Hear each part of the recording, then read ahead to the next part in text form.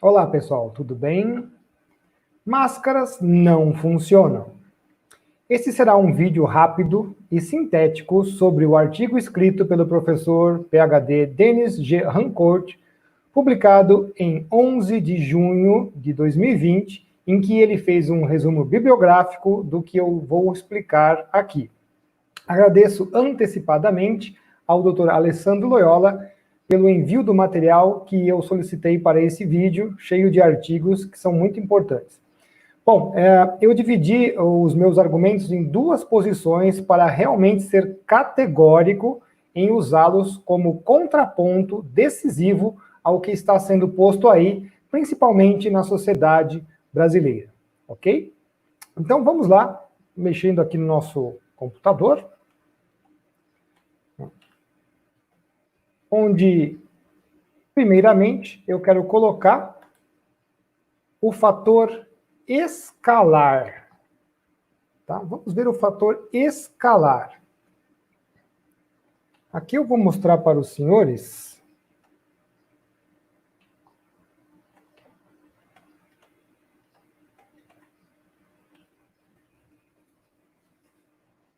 o tema do artigo do professor Rancourt.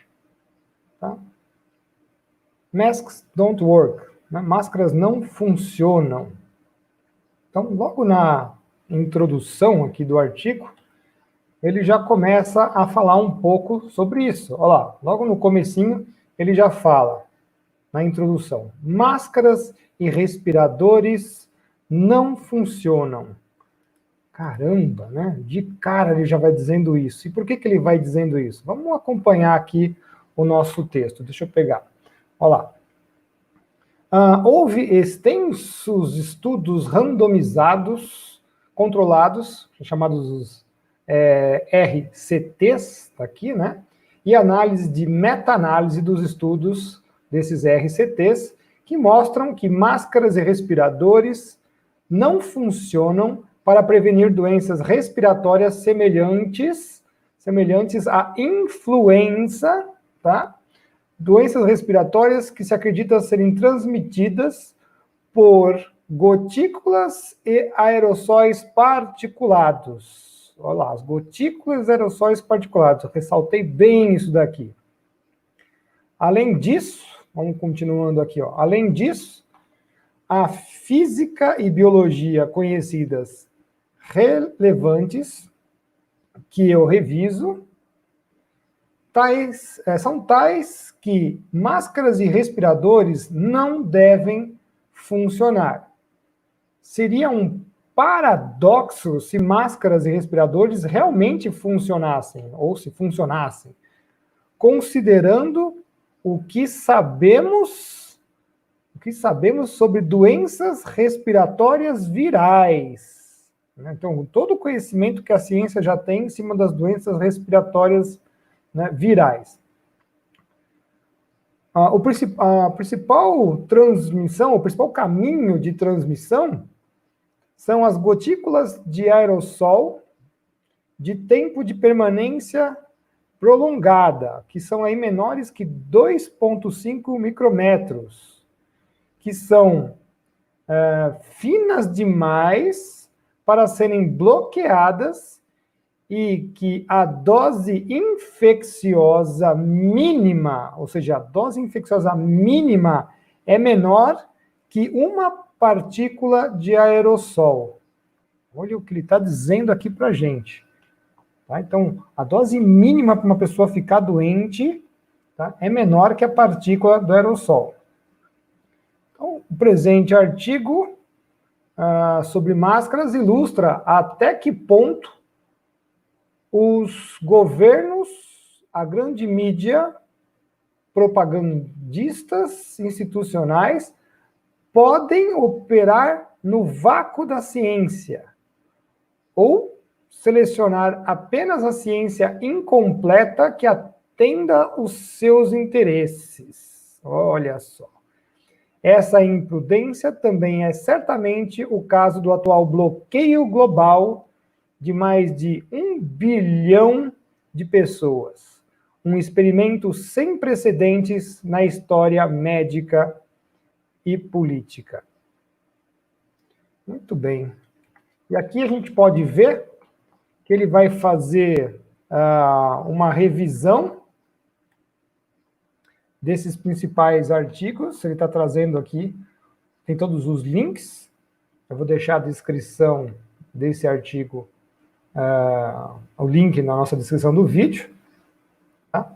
Então ele vai fazer uma revisão de diversos artigos aí recentes, provavelmente do estado da arte, da ciência atual, sobre esse tema. Tá?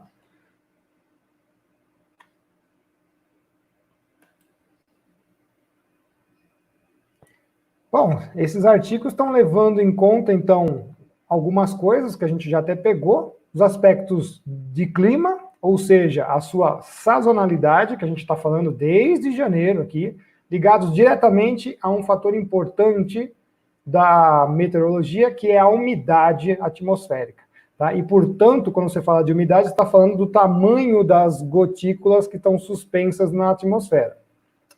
Tá? Então, em outras palavras, quanto mais úmido, tá, maiores serão as gotas, facilitando, então, a remoção das mesmas por aspecto gravitacional, tá, em especial pela precipitação. Agora, os artigos também levam em conta, né, ao tal do fator MID, ou DIN também, né, nós chamamos aqui no Brasil, dose infecciosa mínima, que eu estava falando agora lá em cima, que é o caso desses vírus respiratórios. O valor da MID é fácil e amplamente superado pelos vírions, tá, transportados em uma única partícula de aerossol. Tá? Então, uma única partícula está levando lá um monte de vírions, tá? Sendo capaz, então, de evitar a sua captura pela máscara. Em outras palavras, os vários estudiosos concluíram que a máscara não tem utilidade prática, como é o caso. Professor, o que é um vírion? Tá? É uma partícula de vírus que se encontra fora de uma célula hospedeira. Tá? Então, o vírus já está dentro da célula, o vírion não está, ele continua inerte, então ele está dentro da gotícula, por exemplo, tem lá milhares lá dentro, até milhões, tá? Inertes, passam pela máscara e a pessoa vai respirar aquilo ali. Agora, o que me chamou mais a atenção foi o revisionismo do MID, ou seja, o pessoal tentou entender um pouco melhor esse valor mínimo para a contaminação, que foi realizado por dois pesquisadores, o Yedze e o Otter, em 2011, no que tange a relevância, e eu separei aqui alguns itens que eles elencaram mais, uns 10, 12, eu peguei os 4 mais importantes, pelo menos eu achei mais importantes, 4 ou 5, né? 5, na verdade, são 5. Aqui, ó. A maioria dos vírus respiratórios é tão infecciosa em seres humanos quanto a cultura de tecidos com ótima suscetibilidade laboratorial. Que você prepara lá, né, uma cultura com todas as condições laboratoriais excelentes para que aquela cultura se desenvolva, é a mesma coisa para o ser humano. Olha só que ponto interessante. Segundo que ele coloca aqui, acredita-se que um único vírion pode ser suficiente para induzir doenças no hospedeiro. Um único vírion já conseguiria fazer isso. A probabilidade de 50% do MID, ou seja, de poder infeccionar, é chamado TCID50, varia de 100 a 1000 virions. Tá? Então, com 100 a 1000 virions, você já conseguiria chegar aí na probabilidade de 50% do cara se contaminar ou não. Cara ou coroa? Olha só, cara ou coroa. O próximo, geralmente existe de, olha, agora vocês vão ficar surpresos, de 1000 a 10 milhões de virions de potência por gota de influenza aerolizada com diâmetros de 1 micrômetro a 10 micrômetros. Eu vou escrever esses números depois para vocês ficarem com eles na cabeça. Mas estamos falando que uma gotícula dessa pode ter de 1000 a 10 milhões de virions do influenza, por exemplo. Tá? E o último ponto que eu coloquei aqui, que eu achei bem interessante, é que a probabilidade de ocorrência de 50% de MID se encaixa facilmente em uma única gota aerolizada. Então, uma gotícula que estiver voando ali, só nela você tem 50% de chance de se contaminar. Né? Ficaram assustados? Ah, tem muito mais. Vamos ver aqui os slides que eu preparei para os senhores. Vejam só. Vamos lá.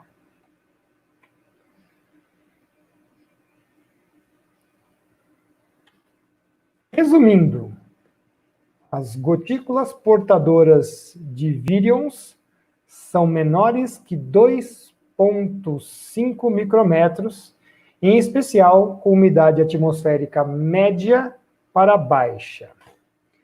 Em geral, oscilam entre 1 a 10 micrômetros, mas as máscaras N95, que são as mais poderosas, barram aí supostamente entre 0,3 a 0,5 micrômetros. Aí você falou assim, bom, então pega, né, professor? Né? Porque 1 a 10, ela pega meio, 2,5, aparentemente você pensaria isto.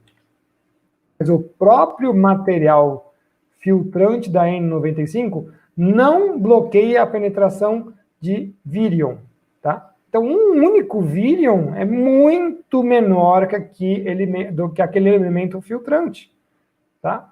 Então, vejam só, qualquer desajuste facial, quer dizer, qualquer coisinha que você mexesse, já comprometeu a eficácia, tornando a máscara completamente irrelevante. Tanto faz se tivesse com máscara ou não. Tanto faz, não adiantaria absolutamente nada. E eu coloquei isso aqui num desenho para ficar bem claro para os senhores. Fiz até uma relação escalar. Isto aqui seria a sua máscara, né, nível ali altamente ampliado, e esse aqui seria um dos poros da máscara. Eu peguei fui até bastante conservador, número 0,3 micrômetros, tá? E peguei uma gota de 2,5 micrômetros, que ele falou, que é uma comum. Dentro de uma gotícula dessa tem de 1.000 a 10 milhões de vírions, e a sua respiração está forçando isso daqui para lá e para cá. Ó. Tá? Então, você imagina que tem milhares de gotículas praticamente totalmente invisíveis encostando na sua superfície. Os vírions são muito menores, muito menores. Não está nem para fazer a escala aqui, senão a gente não ia conseguir ver o desenho. Então, o espaço aqui, você respirando, é uma bomba de vai e volta, vai e volta. Essa gotícula aqui, dificilmente ela vai ficar nesse formato. Com o passar do tempo, ela vai o quê? Vai grudar, né? Lembra? O líquido, a água, a tensão superficial, molha o invólucro, então ele também molha um tecido. De maneira que isso daqui realmente vira um êmbolo para empurrar esse vírus para dentro. Tá? Então, alguma coisa aí não está muito certo. Tá? O que será que está errado aí? Bom, então a máscara não funciona. O vírus passa por ela e se não passar, você chupa essa gotinha aí para dentro. Tá? Então, tudo isso para dizer o seguinte, se algo passar, que é o que está acontecendo aqui, e sempre acontece, independente de ter a máscara ou não, porque se você se mexeu aqui, já passou, abriu, isso aqui mais fácil ainda, você será infectado. Máscaras não podem funcionar. Não é de surpreender, portanto, que nenhum estudo sem viés jamais tenha se beneficiado do uso de máscara ou respirador nesta aplicação. Tá? Bom, e aí?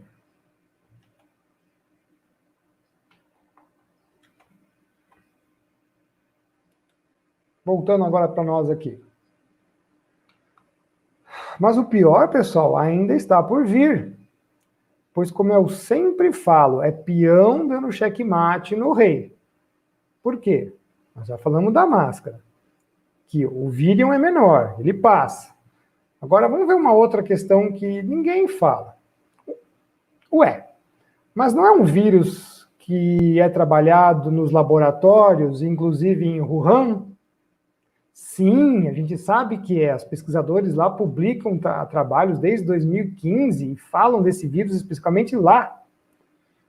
Ué, mas aquele laboratório é o quê? Daí vem o quê? O segundo fator, que, a meu ver, é decisivo. Ele é muito, muito decisivo, e eu quero mostrar também para os senhores. Qual é o próximo fator? É este daqui, ó. O fator NB4. O que é um fator NB4? É o nível de biossegurança. Vejam só aqui, ó. NB4, nível de biossegurança 4. Como é que estão as pessoas aqui? Totalmente vedadas. Totalmente vedadas. Não entra absolutamente nada. Certo? Respirador externo com filtros e pressão positiva dentro do traje. Ele é completamente isolado. Eu trouxe de propósito uma imagem aqui na China, olha só, né? A China abre o primeiro laboratório de alta biossegurança. Tá? E o que é? Vamos pegar aqui a definição da professora Renner, biossegurança, riscos biológicos. NB4, nível de biossegurança número 4. O completo isolamento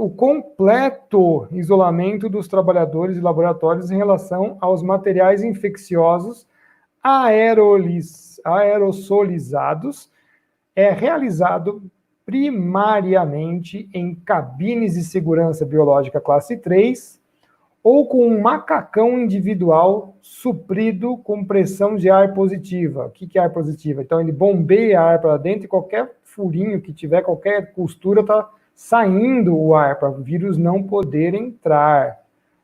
Tá? E eu troquei até os slides aqui, eu peguei o slide 17 e passei para o 16, porque depois eu quero falar por que tem que usar isso daí. Por que eu tenho que usar o nível de biossegurança 4? Para micro-organismos capazes de provocar enfermidades graves no homem e em animais, representando grande risco para os trabalhadores de saúde, sendo alto o risco de transmissibilidade na comunidade. Exemplos, olha o que ele coloca: vírus Ebola, influenza mutante, portanto, o corona também. Só que o mais interessante é que o corona não é tão grave assim, mas ele também é trabalhado no nível NB4. Então fica aí a pergunta, né? Se os profissionais precisam de ambiente NB4 para não se contaminarem com o corona, como foi em Wuhan, serão as máscaras que protegerão você de alguma coisa? Não, não serão as máscaras que protegerão você de alguma coisa. Ficou surpreso? Por que você ficou surpreso? Não era óbvio? Não era óbvio? Se os caras trabalham com esse vírus, ele tem facilidade de passar por gotículas d'água. Eles estão totalmente isolados. Você acha que é a máscara que está fazendo? Não é, né? Mas aí vocês podem perceber que boa parte dos políticos, inclusive, né, começa a evocar um princípio aí, princípio da precaução. Tá? Então, não adianta evocar igualzinho o que fazem na questão climática, que é evocar o princípio da precaução, porque esse foi virado de cabeça para baixo, com essa história das máscaras. E por quê? Nós vamos explicar aqui, porque o artigo fala muito bem isso aqui, ó, tá? Em se tratando de pesquisa médica, ficou difícil entender por que as autoridades de saúde pública se tornaram irredutíveis sobre esses resultados científicos que já foram estabelecidos. Já se sabe que isso aí não dá certo, tá? Ainda mais com os danos psicológicos e econômicos sem precedentes. Eles continuam a recomendar e exigir o uso de máscaras sem mencionar os possíveis danos desconhecidos da concentração e distribuição de patógenos nas máscaras usadas. como os artigos citados pelo professor Rancourt, que ele está mencionando. Tá? Então, você não sabe disso também, provavelmente serão muito piores os problemas do uso da máscara com outros patógenos do que isso daí, que não tem nenhuma eficácia. Tá? Então, nesse caso, as autoridades públicas retorceram o princípio da precaução exatamente ao contrário. Tá?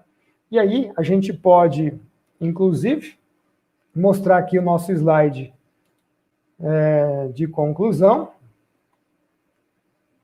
Ao fazer recomendações e políticas de uso de máscaras para o público em geral, ou aprovar expressamente a prática obrigatória, os governos ignoraram as evidências científicas e fizeram o oposto ao seguir o princípio da precaução.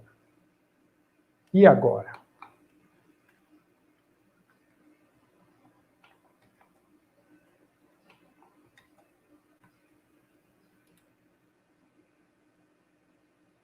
E agora? Né? Máscaras não funcionam.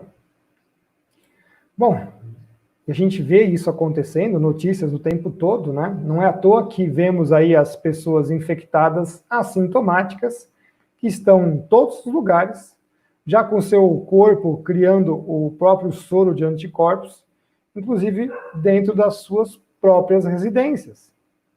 Tá? Mesmo com tudo que vimos aqui, das questões das máscaras, do tamanho dos poros, tamanho dos virions, do tipo de NB4 que é o necessário para um isolamento real, tá? Por que será que a prefeitolândia, a governadolândia, a vereadolândia, as diversas deputadolândias, a senadolândia e muitas outras lândias por aí, exceto pouquíssimas ilhas ao estilo Johnny Castaway, pequenos refúgios nos oceanos de desorientação, insistem em forçar no erro de usar máscaras e no isolamento social? Fica aqui a nossa pergunta. Tá? Então, assim como foi a questão climática, e ela ainda é, o suposto ataque epidêmico, que inclusive está ao arrepio de sua própria definição, insiste em fugir da realidade, dos preceitos médicos e científicos, para se tornar uma questão apenas política e, no caso do Brasil, geopolítica. Como disse o doutor, médico e pesquisador, doutor Johann Lass, é impossível para um vírus ficar parado por causa de um decreto. Não dá, né? Em outras palavras, não esperem nada dos que estão aí, dizendo que estão a nos guiar, mas mantenham-se vigilantes e na busca da verdade. Essa que é a parte mais importante que nós temos que pensar hoje aqui. Tá? Inclusive, temos que tomar cuidado de estar sempre vigilantes o tempo todo, sempre vigilantes o tempo todo.